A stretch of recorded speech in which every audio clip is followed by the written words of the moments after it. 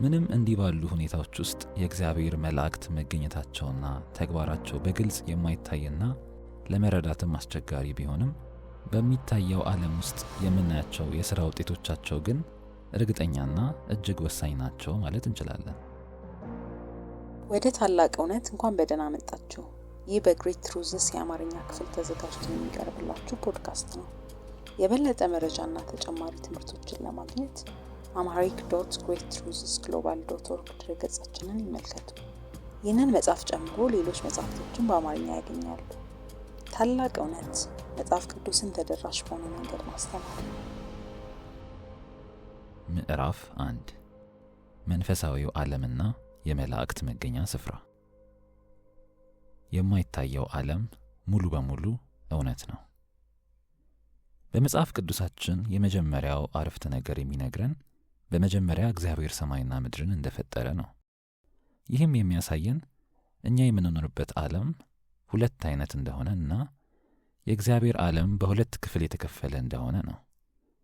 ከነዚህም ሁለቱ ዓለማት አንዱ የሚታየው ምድር የሚሉት ሲሆን ሌላው ደግሞ በቀላሉ የማይታየው ሰማይ የሚሉት እንደሆነ ነው። እንዲሁም የተፈጥሮን ሁለት አይነት ልኬቶች እንመለከታለን።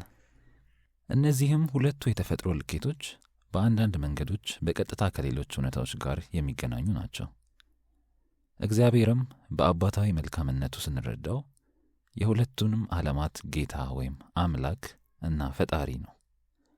ሁለቱንም ለራሱ ክብርና ለሕዝቡም ጥቅም ሲል ይገዛል ያስተዳድራልም። በኒቂያ ጉባኤም እንደተገለጸው ሁሉም በሚችል በእግዚአብሔር አብ ሰማይንና ምድርን በፈጠረ በውስጣቸውም ያሉትን የሚታዩትንና የማይታዩትን ሁሉ በፈጠረ አምላክ እናምናለን። በኒቂያ ጉባኤ እንደተጠቀሰው ሁሉን የሚችል ሰማይና ምድርን የሚታየውንና የማይታየውን በፈጠረ አንድ አምላክ በሚሆን በእግዚአብሔር አብ አምናለሁ። ደግሞም በሚታየው ሰማይና ምድር በቁሳዊው ዓለምም ሆነ ከዚህ ምድር በሚያልፈው ዓለም እናምናለን። ይህም በመንፈሳዊውና ከኛ በላይ በሆነው ዓለም ለጊዜው ለኛ በሚታየው ነገር ግን ሳያቋርጥ ከኛ ጋር አብሮ በነበረው ዓለም ነው። መጽሐፍ ቅዱስ ሰማያት እያለ የሚጠራው የመላእክትን፣ የመናፍስትን፣ የአጋንንቶች፣ የኪሩቤል፣ የሱራፌል፣ የአለቃት፣ የሥልጣናትና የገዢዎች ዓለም ነው። ሮሜ ምዕራፍ 8 ከቁጥር 38 እስከ 39፣ ኤፌሶን ምዕራፍ 1 ቁጥር 21 እንዲሁም ምዕራፍ 3 ቁጥር 10 እና ሌሎችም መንባባት። ሄርማን ቤቪኒክስ በጥቅሉ ሲናገር በመንፈሳዊ ዓለም ላይ ያለ እምነት በመገለጥ ላይ የተመሰረተ ሲሆን እግዚአብሔርም በቃሉ በኩል ይህንን እንድናውቅ አድርጎናል ይላል። እነዚህ ሁለቱ ቤቪኒክስ የተባለው ሰው ያስቀመጣቸው ሐሳቦች ሁላችንም ስለ መላእክት እውነተኛውን ዕውቀት እንድንጨብጥ የሚረዱን ሐሳቦች ናቸው። እኛ የሰው ልጆች ሁላችን ማንም ሊያየንና ሊረዳን በሚችልበት ሁኔታ የተፈጠርን በቁሳዊ ዓለም የምንገኝ ፍጥረታት ነን። መላእክት ግን ሙሉ በሙሉ ከኛ በላይ ሆነው በሰማያዊ ስፍራ የሚገኙ መንፈሳዊ ፍጥረታት ናቸው። ስለዚህ ስለ መላእክት ትክክለኛውን ግንዛቤ ሊሰጠን የሚችለው እግዚአብሔር ብቻ ነው። ይህንንም እግዚአብሔር የሚያደርገው በሰማይና በምድር ባለው በጌትነቱ ሥልጣን የቃሉን ወይም የመጽሐፍ ቅዱስን እውነት በመጠቀም ነው። መጽሐፍ ቅዱስ ብቸኛው የዚህ እውነት ምንጩ ሊሆን ይገባል። ስለዚህ ሁላችንም በመጽሐፍ ቅዱሳችን ዕውቀትና እውነት ላይ ብቻ መሠረታችንን አጠንክረን ሌላው ሁሉ መንገድ ልንቃወምና ከአስተሳሰባችን ውስጥ ልናስወግደው ይገባል። ስለዚህ ጉዳይና ስለ ጉዳዩ ባህሪ እና ስለ መንፈሳዊውም ዓለም የምንገምተውንና የምናስበው ትልቅ ነገር ቢኖር የእግዚአብሔር አባታዊ ጌትነቱና ራሱን በክርስቶስ የገለጠበት መንገድ የወንጌሉ እውነት ብቻ እንደሆነ በማረጋገጥ ነው። ስለዚህ ጉዳይ ሲናገር ካልቪን እንዳለው ሁላችንም በሁሉም ሃይማኖታዊ ትምህርቶች ውስጥ በሚገባ አጥብቀን ልንይዘው የሚገባ እውነት ቢኖር ስለ ጉዳዩ ዕውቀትን በቀጥታ ከእግዚአብሔር ቃል መቀበላችንን ነው። በዚህም ጉዳይ የሥነ መለኮት ሰዎች ዋናው ሥራቸው ወይም ተግባራቸው ሊሆን የሚገባው የአድማጮቻቸውን ጆሮ በብዙ ወሬ መሙላት ሳይሆን ከእግዚአብሔር ቃል እውነተኛ፣ እርግጠኛና ትልቅ ትርፍ ያለው ነገር አጠንክሮ ማስተማር ነው። መላእክት መንፈሳዊ ፍጥረታት ናቸው። ምንም እንኳን የመላእክት መኖር በመጽሐፍ ቅዱሳችን በግልጽ የተቀመጠ ቢሆን እንኳን ጉዳዩ በጥልቀት ሲጠና ከየት እንደመጡና ምንጫቸው ምን እንደሆነ ለማወቅ አስቸጋሪ ይሆናል። በሌላ አባባል መላእክት የመኖራቸው ጉዳይ ጥርጥር የሌለው ሀቅ ቢሆንም በእግዚአብሔር የተፈጠሩ ፍጥረታት እንጂ መለኮታዊ ማንነት ያላቸው እንዳልሆኑ መጽሐፍ ቅዱሳችን በግልጽ ያስተምረናል። መዝሙረ ዳዊት ምዕራፍ 148 ከቁጥር 1 እስከ 6። ስለዚህ መላእክት በፍጹም ከእግዚአብሔር የተለዩ ናቸው ማለት ነው። በተጨማሪም እንደ ሌሎቹ ፍጥረታት ሁሉ መላእክትም እግዚአብሔር ዓለማትን በፈጠረበትና በሚገዛበት በውድ ልጁ በኢየሱስ ክርስቶስ ሥልጣን የተፈጠሩ ናቸው። ቆላስያስ ምዕራፍ 1 ከቁጥር 3 እስከ 16። እግዚአብሔር ዓለምንና ፍጥረታትን ሁሉ ሲፈጥር መላእክት እንደ ተወካዮችም እንደ መካከለኛ አማካሪዎችም አልተጠቀመባቸውም። ምንም አይነት ተሳትፎና ድርሻም አልነበራቸውም። እነርሱ ልክ እንደ ማንኛውም የሰው ልጆች የሥላሴው የሥራ ውጤቶችና እግዚአብሔር ሲጠራቸው ብቻ ካለመኖር ወደ መኖር የመጡ ፍጥረታት ነበሩ። ባለ ራእዩ ዮሐንስ በራእይ ምዕራፍ 5 ቁጥር 11 እንደሚነግረን መላእክት ከቁጥር በላይ የሆኑ በብዙ ሺህ የሚቆጠሩ ፍጥረታት ናቸው። ዳንኤል ምዕራፍ 7 ቁጥር 10፣ ኢዮብ ምዕራፍ 25 ቁጥር 3። ስለዚህ የመላእክትን ትክክለኛውን ቁጥር ማናችንም በፍጹም አናውቀውም። የኦሪት ዘፍጥረት መጽሐፍም ስለ መላእክት የአፈጣጠር ሁኔታ በቀጥታ አይነግረንም። ይሁን እንጂ ገና ከመጀመሪያ ቀን ጀምሮ እግዚአብሔር ብቻ መላእክትን ካለመኖር ወደ መኖር እንዳመጣቸው መገንዘብ ይቻላል። እንዲሁም በዘፍጥረት ምዕራፍ 2 ቁጥር 1 እና በኢዮብ ምዕራፍ 38 ከቁጥር 4 እስከ 7 መላእክት በቁሳዊው ዓለምና በሰው ልጆች ሁሉ መሃል የእግዚአብሔር ሥራ መስካሪዎች እንደሆኑ መገንዘብ ይቻላል። ስለዚህ በሌላ አባባል መላእክት ከቁሳዊ ዓለምና ከሰውም ልጆች ሁሉ በፊት እንደነበሩ ማሰብ ይቻላል ማለት ነው። በአጭሩ ሲገለጽ መላእክት ሰማያዊ ፍጥረታት ይሁኑ እንጂ በሚታየው ዓለም በመገኘታቸው በእግዚአብሔር የተፈጠሩ ፍጥረታትም ናቸው እንጂ ከፍጥረታት ውጪ አይደሉም። በሌላ አባባል መላእክት ሰማያዊ ፍጥረታት ናቸው ማለት ከፍጥረተ ዓለሙ የተለየ ማንነት ያላቸው ሌላ ፍጥረታት ናቸው ማለት አይደለም። ምክንያቱም እንደ ሌሎች ፍጥረታት በእግዚአብሔር ቢፈጠሩም እንኳን እንደ ሰው ልጆች በወንድና በሴት ጾታ ተለያይተው የሚታወቁና ሌሎችን መላእክት በመውለድ የሚባዙ ፍጥረታት አይደሉም። ማቴዎስ ወንጌል ምዕራፍ 22 ቁጥር 30። ስለ ሰማይና ምድር መፈጠር አስቀድሞ የታወቀ ነገር ባይኖርም ሰማይና ምድር በውስጣቸው የነበሩ ብዙ ሰራዊት ሁሉ ተፈጥረው ካለቁ በኋላ መላእክት ደግሞ ከሰባተኛው ቀን በፊት መፈጠራቸውን ነው። ከዚያች ቀን በኋላ እግዚአብሔር ከሥራው ሁሉ እንዳረፈ እናነባለን። ቦታና ጊዜ የሚባሉ ነገሮች እንደተፈጠሩና መንፈሳዊው ዓለም ደግሞ ወደ መኖር እንደመጣ እናነባለን። በሌላ አባባል ይህ መንፈሳዊው ዓለም የተፈጠረው ከቁሳዊው ዓለም መፈጠር በኋላ ነው።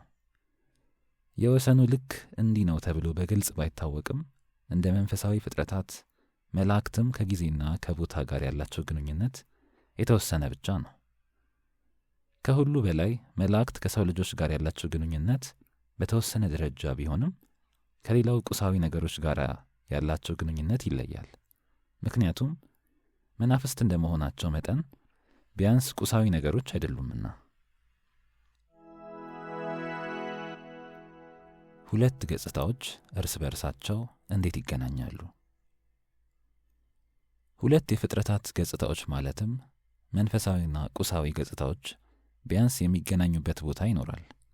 በሌላ አባባል የሚታየውና የማይታየው ዓለም የየራሱ መገናኛ ስፍራ አላቸው። ይሁን እንጂ እግዚአብሔር የሁለቱም የመንፈሳዊና ቁሳዊው ወይም የሰማያዊውና ምድራዊ ዓለማት ሁሉ ጌታና ገዢ ነው። ነገር ግን የሁለቱም ዓለማት ባህሪ የአንዱ ከሌላው የተለየ ነው። ለምሳሌ ያህል በነጠላው ሰማይ የሚለው ቃል እግዚአብሔርን ሊይዘው አይችልምና፣ ምክንያቱም ሰማይ የእግዚአብሔር ፍጥረት ስለሆነ። በተጨማሪ ሰማያት የእግዚአብሔር ሰማያት ናቸው ይላልና መዝሙረ ዳዊት ምዕራፍ 115 ቁጥር 16። ሰማይ እግዚአብሔር የሚያድርበት ወይም የእርሱን አገዛዝ የሚገልጥበት የእርሱ መኖሪያና መገኛ ስፍራው ነው። ከዚያም ሆኖ እግዚአብሔር ሥራውን በመስራት ፍጥረትን ሁሉ ይገዛል፣ ያስተዳድራል። ስለዚህ ሰማይ እግዚአብሔር ፍጥረትን ሁሉ የሚቆጣጠርበትና የሚገዛበት ከሰው ልጆች ሁሉ ቁጥጥር ውጭ የሆነ ስፍራ ነው ማለት ይቻላል። እግዚአብሔርም ከዚያው ስፍራ ሆኖ ማንም ሳይቆጣጠረውና ሳይገዳደረው የፈለገውን ሁሉ በሥልጣኑ የሚሠራበት ስፍራ ነው። ዘዳግም ምዕራፍ 26 ቁጥር 15፣ ማቴዎስ ምዕራፍ 6 ከቁጥር 9 እስከ 10፣ ሐዋርያት ሥራ ምዕራፍ 1 ቁጥር 11፣ ራእይ ምዕራፍ 4 ቁጥር 11። ሰማይ ለምድር እንደ ድንበር ወይም እንደ ኩታ ገጠም ሆኖ እያለ የእግዚአብሔር አገዛዝ የሚገለጥበት ስፍራ ነው። ይሁን እንጂ ሰማያት የምንለው ደግሞ ለእኛ በሥጋ ዓይናችን የማይታይና ልንደርስበት የማይቻል ስፍራ ነው። መላእክት ለሰው ዓይን የማይታዩ እና ከሰው ባሕሪ ውጭ የሆኑ ኃይላት ሲሆኑ ከእኛም ቁጥጥር ውጭ የሆኑ ናቸው። ልንደርስባቸውም ከቶ የማይቻሉ ፍጥረታት ናቸው። ይሁን እንጂ በየዕለት ተግባራቸው በዓይን በሚታዩ ተፈጥሯዊ ነገሮች ላይ ያላቸው ተጽዕኖ ቀላል አይደለም። ሐዋርያው ጳውሎስ በኤፌሶን ምዕራፍ 3 ቁጥር 10 እና ምዕራፍ 6 ቁጥር 12 እንደሚነግረን መላእክት በሰማያዊ ስፍራዎችም የሚሰሩት ሥራ ታላቅ ነው። ስለዚህ በዓይኖቻችን የማይታዩ ነገሮች በቀላሉም የማንደርስባቸውና ልናውቃቸው የማንችል ይሁኑ እንጂ መላእክት ሙሉ በሙሉ ያሉና በትክክለኛ ተግባራቸው የሚታወቁ ነገሮች ናቸው። በአጠቃላይ የመጽሐፍ ቅዱሳችንን ሕግና ደንብ ትክክለኛ አሰራሩንም ተከትለን ስንሄድ እውነተኛውና ውስጣዊው የእግዚአብሔር ሰማያዊ አገዛዙ ግልጽ ሆኖ ይታየናል ወይም ይታወቀናል። እኛም በዚያ አይነት ሁኔታ ውስጥ ሆነን ነገሮችን ለማየትና ለመረዳት አለመቻላችንን በሚገባ እንረዳለን። የእኛም የተፈጥሮ አላዋቂነታችን ወይም ድንቁርናችን የግድ ከፍርሃት ወይም ከጭንቀት እንዲሁም ከጥንቆላ ስሜት የሚመነጭ ነው ማለት አይቻልም። ምክንያቱም መጽሐፍ ቅዱሳችን በግልጽ እንደሚነግረን ሰማይ እግዚአብሔር የሚኖርበትና ከዚያው ሆኖ ሁሉን የሚገዛበት በቃሉም ኃይል ሁሉን የሚያዝበት ስፍራ ነው። ይህም የሚያሳየን በማቴዎስ ወንጌል ምዕራፍ 6 ቁጥር 10 ላይ ጌታችን ኢየሱስ አባቱን ፈቃድህ በሰማይ እንደሆነች እንዲሁም በምድር ትሁን ብሎ የጸለየበትን ትልቁን ጸሎቱን መሠረት የሚያሳይ ሐሳብ ነው። ስለዚህ በመዝሙረ ዳዊት 103 ቁጥር 20 እንደምናነበው መላእክት የእግዚአብሔርን ቃል የሚታዘዙና የሚፈጽሙ ናቸው ማለት ነው። እግዚአብሔር የመንግሥቱን ሉዓላዊ አገዛዙን ወደ ማጠቃለያ ሲያመጣው የክፋትን ኃይል ደምስሶ መንግሥቱንም በምድር ላይ ሲያስፋፋው ምን እንደሚደረግ በዮሐንስ ራእይ ሐዋርያው 60 ጊዜ በመጥቀስ እውነቱ ምን እንደሆነ ይነግረናል። ያም የእግዚአብሔር መንግሥት ማጠቃለያ የሚባለው የአዲሱ ሰማይና የአዲሱ ምድር የመጨረሻው ሥርዓት የሚፈጸምበት ስፍራ ሲሆን ሰይጣንም ከአመፀኛ ሰዎቹና ሴቶቹ ጋር ወደ እሳት የሚጣልበትና የክርስቶስ ሙሽሪት የሆነችው ቤተ ክርስቲያንም ከመከራና ስደት ነፃ የምትወጣበት ጊዜ ነው። ራእይ ምዕራፍ 20 ቁጥር 22። በዚህ አይነትም በእግዚአብሔር ክብር በተሞላው መለኮታዊ እንቅስቃሴ መላእክት እግዚአብሔርን በመታዘዝ እኛን በማገልገል ታላቅ ሥራ የሚሰሩበት ክስተት ይሆናል። በዚያም አስደናቂ የመገለጥ ክስተት ወቅት እኛም በእግዚአብሔር መንግሥት ውስጥ እንዴትና ምን አይነት ድርሻና ተግባር እንደሚጠበቅብን በግልጽ እናያለን። በአጭሩ ሲገለጽ መላእክት ለእኛ ለሰው ልጆች መልካም የሆነውን ሁሉ ለማድረግ የእግዚአብሔር ሐሳብና ፈቃድ ብቻ የሚያደርጉ አገልጋዮች ናቸው። የተደበቀ ነገር ግን በጣም ወሳኝ ነገር በመጽሐፍ ቅዱሳችን ውስጥ ስለማይታዩና በመንፈሳዊው ዓለም ውስጥ ስለሚገኙት ቁሳዊ ነገሮች እንመለከታለን።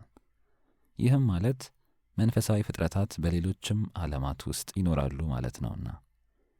ይሁን እንጂ ሥራቸውና ተግባራቸው በእግዚአብሔር ዓላማና ዕቅድ ውስጥ ትልቅ ጠቀሜታና ትርጉም ያላቸው እጅግ ወሳኝ ጉዳዮች ናቸው።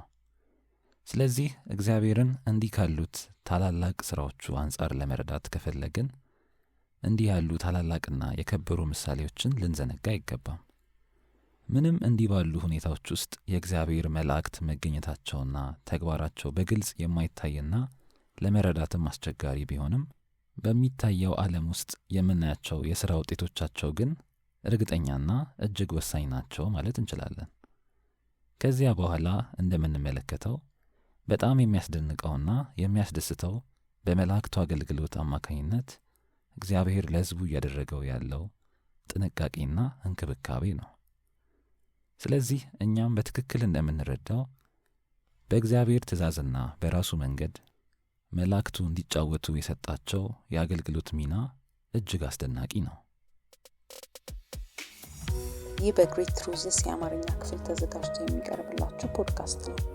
የበለጠ መረጃና ተጨማሪ ትምህርቶችን ለማግኘት amharic.greattruthsglobal.org ድረገጻችንን ይመልከቱ።